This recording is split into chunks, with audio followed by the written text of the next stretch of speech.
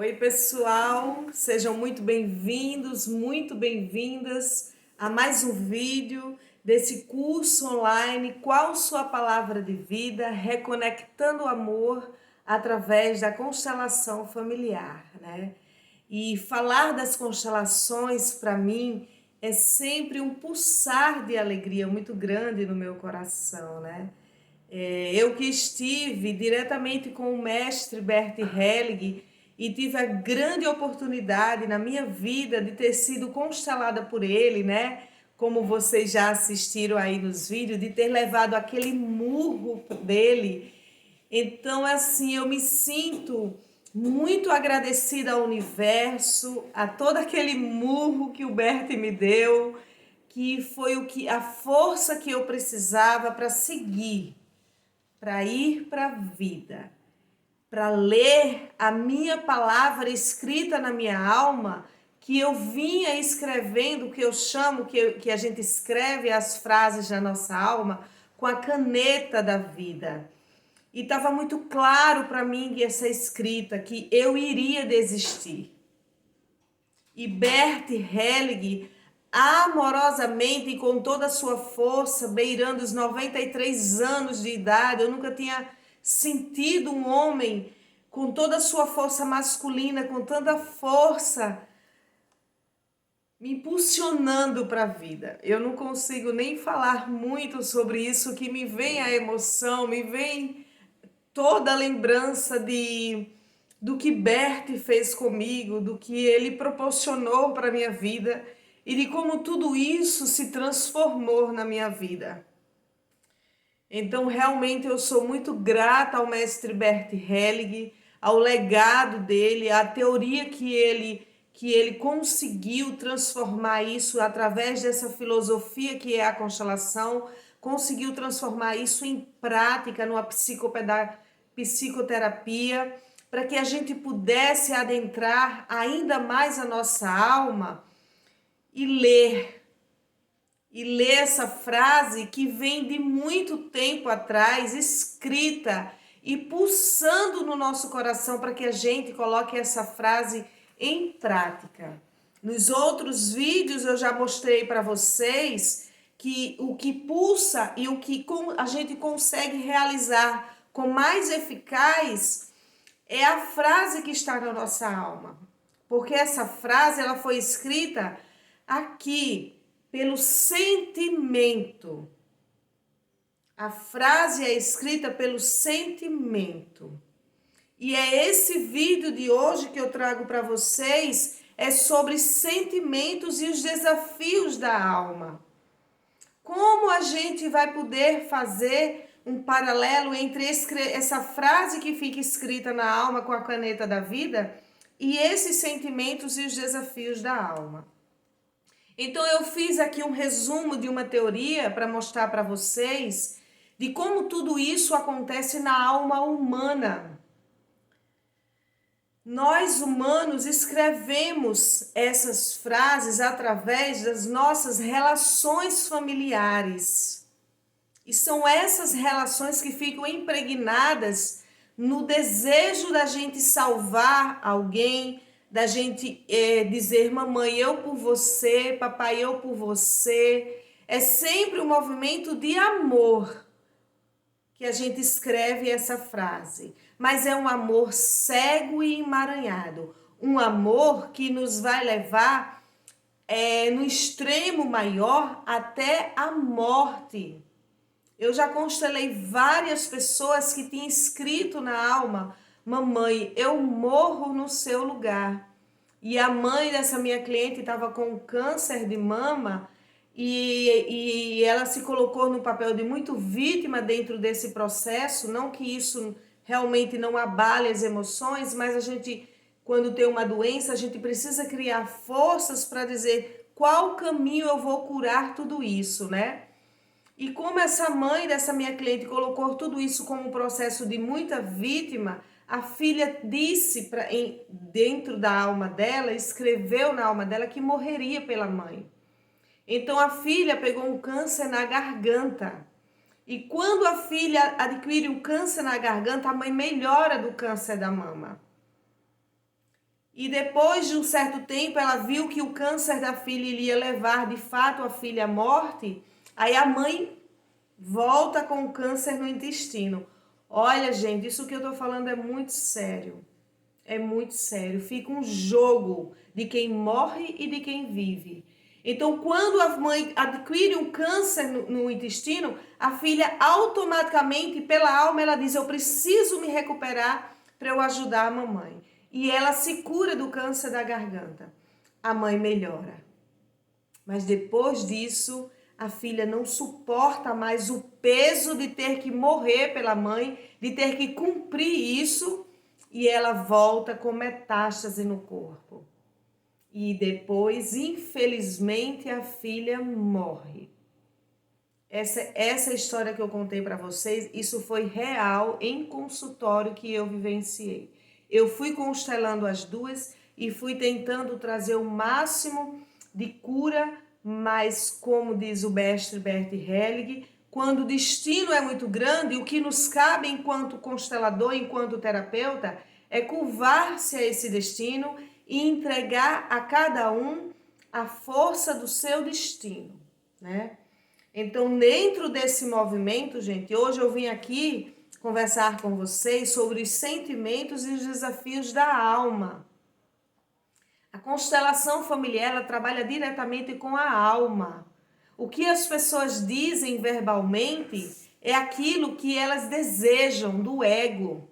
Eu quero que minha mãe seja uma pessoa mais calma e amorosa. Eu quero que o meu pai me assuma como filha. Isso são movimentos do desejo do ego, mas não são e não compõem a realidade que essa pessoa vive.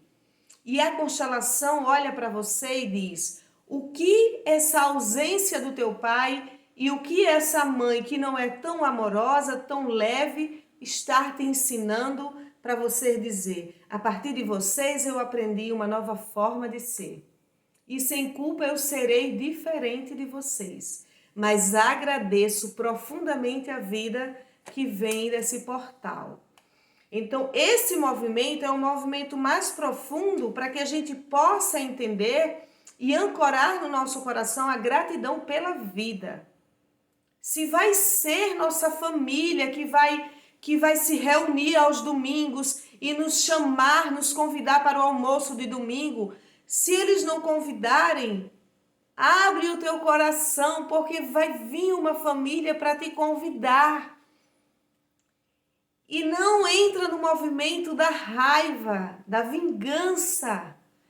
Entrega o que eles fazem de não te convidar, de te deixar de fora dos movimentos de festas e reuniões.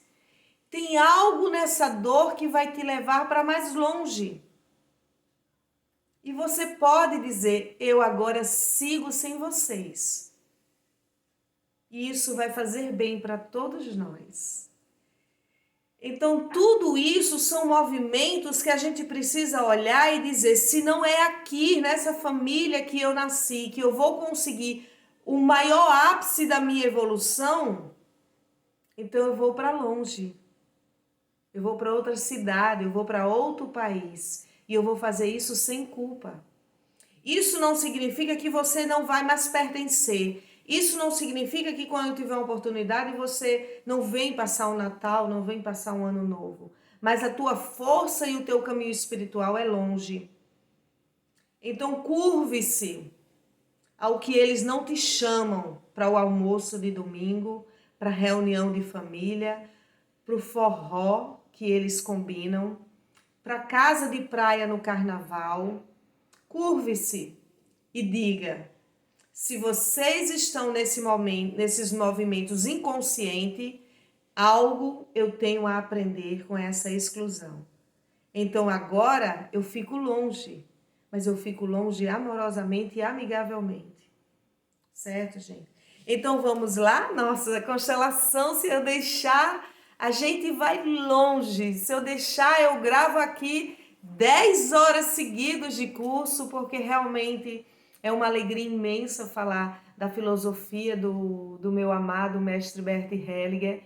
e eu me sinto assim curada. Cada vez mais que eu falo do Bert, parece que minha alma se conecta a uma força maior, a uma cura maior de mim mesma. É um processo pessoal meu mesmo, sabe, gente? Então, assim, é um movimento muito profundo que eu sinto quando eu tô aqui fazendo cursos, formações, eu estou constelando. Eu sinto que cada vez mais eu tô alinhada a esse propósito de ter chegado nesse planeta Terra e que com tudo que eu passei de dor, de doenças, de sentimentos, de alienação parental, tudo isso que eu passei foram movimentos que me levaram a trazer para cá, para vocês, e para me tornar mais forte. Porque eu acho que se eu não tivesse sentido tantas coisas do meu sistema, eu não saberia lidar com tantas dores que eu recebo no meu consultório. Então, eu tô calejada para tudo isso. E o mais bonito desse processo é que eu soltei. Não tá preso aqui no meu coração como vingança nem raiva, tá solto. Eu concordei e disse, tá bom, então eu sigo, né? Então vamos lá, senão a gente fica aqui até mais tarde. Olha, gente, eu quero conversar com vocês hoje sobre sentimentos e os desafios da alma. Os nossos sentimentos, todo ser humano, ele tem uma grande necessidade. É necessidade. Igual como você tem necessidade de ir ao banheiro, fazer o número 1, fazer o número 2, né? Nós também temos necessidade de sermos amados e de amar. Pulsa, porque nós somos seres do amor, nós somos frutos do amor. Esse primeiro amor que nós somos fruto é o amor divino. É o amor de Deus que disse sim. Elisângela vai. Joana vai. Maria vai. Ernestina vai. Manuel vai. Francisco, Ana.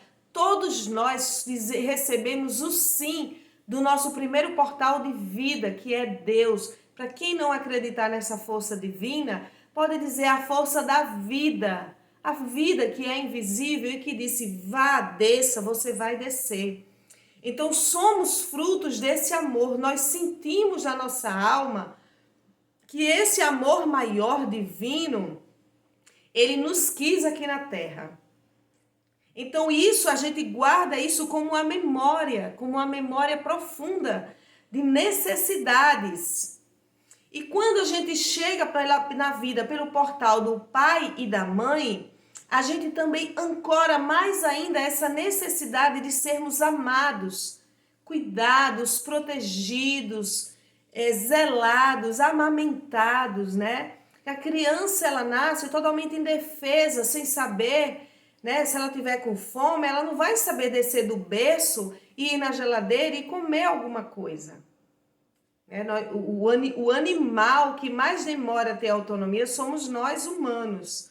Os outros animais, né? Uma vez eu estava numa fazenda e eu vi um cavalinho nascendo. E esse cavalinho nasceu, a mãe lambeu ele todo lá, tirou a placenta. 2 minutos esse cavalo já se levantou, tem uma grama do lado, ele já começou a comer. Eu disse, gente do céu, o que é isso? Quanta autonomia desse cavalo, né? E nós, seres humanos, não. A gente vai aprender todos esses movimentos de adaptações aqui. E às vezes, isso é uma ideia minha, eu fico imaginando que todo esse processo é porque na vida uterina, no útero da nossa mãe, nós somos extremamente dependentes. Então a gente precisa do ar que ela respira, precisa da comida que a mamãe respira, do aconchego, do carinho que ela dá. Então a gente já vai nascendo com todo esse processo de dependência, de cordão umbilical que está ligado, é o maior vínculo, né, com a nossa mãe. Então essa necessidade que nós temos de sermos amados, cuidados, zelados, escutados, né, quando uma criança chora com fome, ela tá querendo dizer que está com fome, ela tá querendo dizer algo para os adultos que cuidam dela. Então, quando ela escuta o adulto dizer, olha, a mamãe está fazendo gagal, então você aguarda um pouquinho. e a criança já vai se acalmar, porque ela vê naquele adulto a fala de amor e de zelo. Então, a partir desse momento, a gente vai criando uma força de que construindo o nosso eu, a nossa essência, o nosso self. E o nosso eu é construído diante de todos esses movimentos e relações que a gente vai tendo dentro do sistema que a gente nasce ou do sistema que a gente é criado, né? Então, quando essas nossas necessidades não são atendidas por abandonos, por gritos, por xingamentos, por maus tratos físicos, quando essas necessidades não são atendidas, deixa eu ver aqui, sofrimento não, luz. Não consegui. A gente entra dentro de uma força, eu tô com a filazinha aqui, tá, gente? Então a gente entra dentro de uma força de que o sofrimento ele vem ancorar junto da nossa psique para que a gente diga, eu não consegui aquilo, não consegui a mamadeira na hora que eu quis, então o sofrimento ele me abraça, me acolhe. Então, o sofrimento, ele começa a surgir a partir do momento que as nossas necessidades não são atendidas, né? Mesmo que não seja de imediato, mas faltou uma necessidade básica quando criança que não foi atendida, começa a surgir um sentimento de sofrimento. E o ser humano, ele começa nesse momento... Raiva para alterar o sofrimento. Gente, só um minuto. Então, nesse momento, quando ele ancora o sofrimento nele, ele começa a criar uma raiva. E a raiva vai ficar aqui, ó, no centro do ser dele, né? No coração dele. Mais uma vez eu vou dizer, o coração humano é o primeiro órgão a ser formado no útero materno. Então, tudo pulsa aqui no nosso coração. Então, quando esse sofrimento ele começa a surgir pelas necessidades que não foram atendidas, o que é que vai acontecer? Eu crio um sentimento de raiva. E essa raiva, ela é criada para que eu alivie esse sofrimento, para que eu não me lembre desse sofrimento. Então, a raiva, ela é, digamos assim, um paliativo, um analgésico, para que eu não lembre do sofrimento.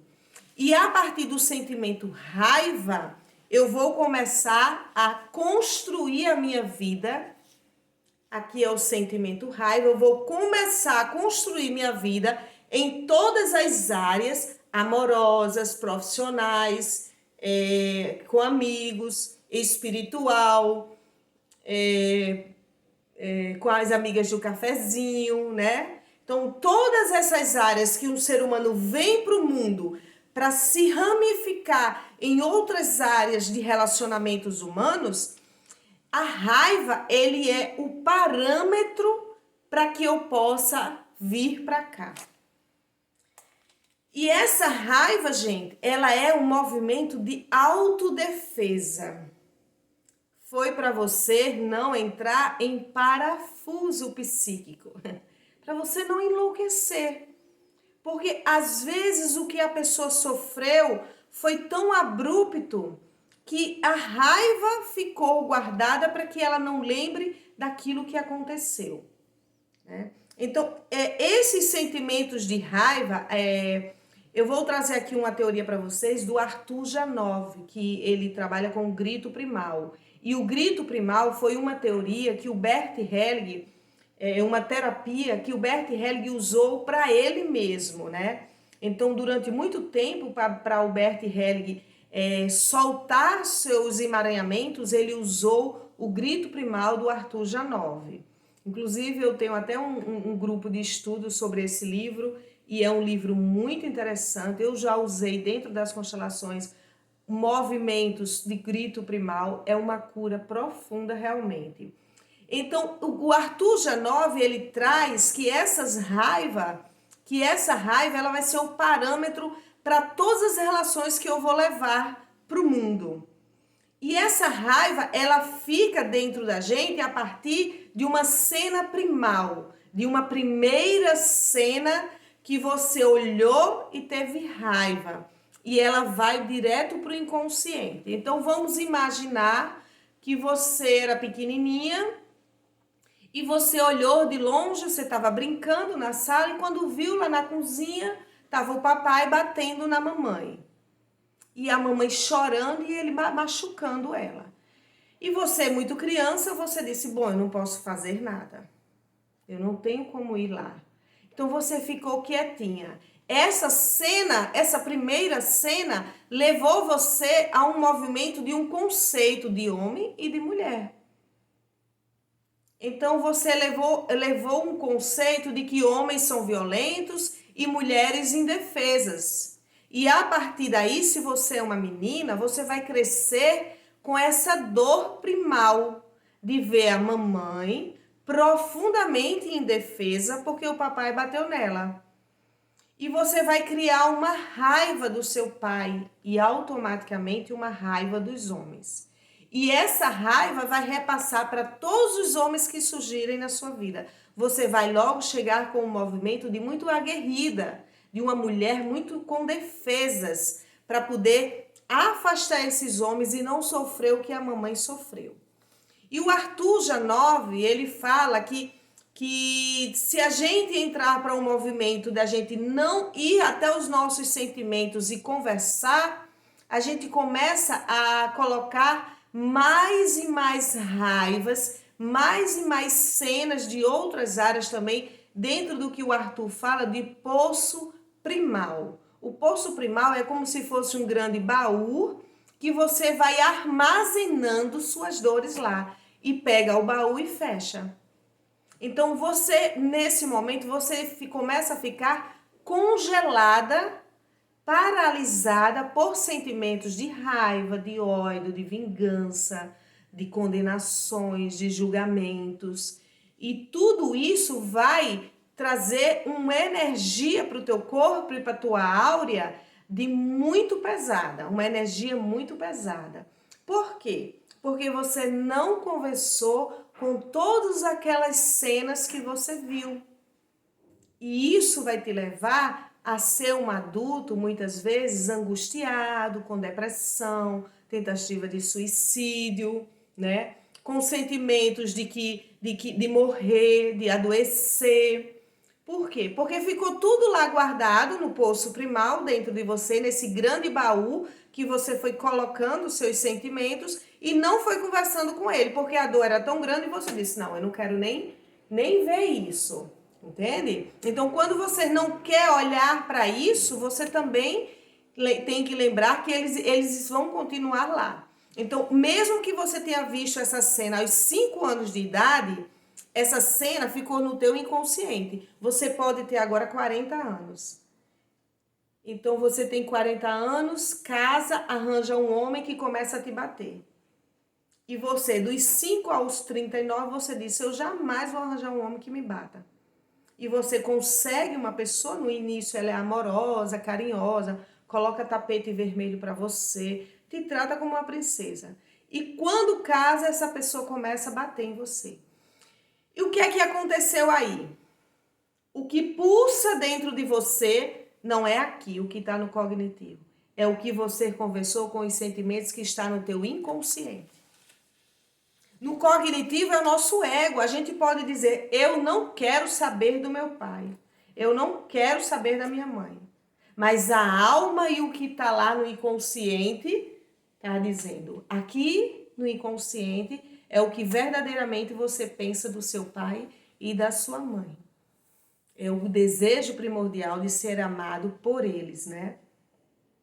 Então, gente, trazendo essa teoria do Arthur, para vocês poderem entender como se dá esses sentimentos, esse cena primal, esse poço primal, dependendo da pessoa, se ela entrar para um movimento muito profundo do poço primal e jogar todo o sentimento dela, não fazer terapia, não conversar com ela olhando para o espelho, ela pode entrar no movimento de neurose.